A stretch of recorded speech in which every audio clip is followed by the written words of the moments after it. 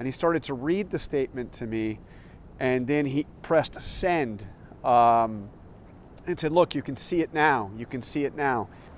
I've covered 5 different presidents. I have never seen one other than Donald Trump who regularly takes phone calls from reporters, so I thought I would talk a little bit about that.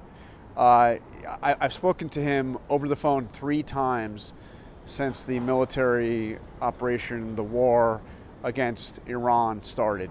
In each of those cases, I simply called him and he answered. Some of the conversations are short, some of them can be quite lengthy. I talked to him today during the middle of the afternoon, and the call lasted for about 20 minutes. When I called, I was actually calling to ask him because if he was firing Christy Gnome, because ABC News was about to report that had happened. And it turned out that he was, as I was talking to him, reviewing the statement that he would put out saying that she was leaving office. And he told me he was sitting there with Marco Rubio, and he started to read the statement to me, and then he pressed send and said, "Look, you can see it now. You can see it now." And sure enough, while we were talking, it appeared on Truth Social, him saying that Christy Gnome was leaving and being replaced by Mark Wayne Mullen. The conversation then turned to Iran, obviously, the really big story and major decision which may define not just his presidency, but his entire political career. And I have to say, he just sounded incredibly triumphant. He said to me, "They're calling me the GOAT, greatest of all time."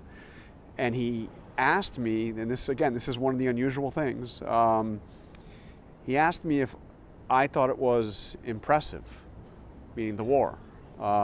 He said, what do you think of the performance? He clearly feels that he is a president right now that is almost unlimited in his power, and he feels that he can do no wrong.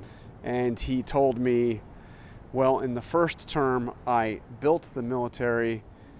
In my second term, I am using it. But again, the conversation goes on, and it's in the middle of the day, in the middle of the war.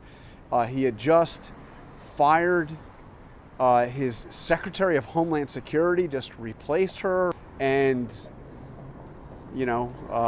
he's available and talking about it. It's very unique. Let's just say it that way. It's a very unique situation.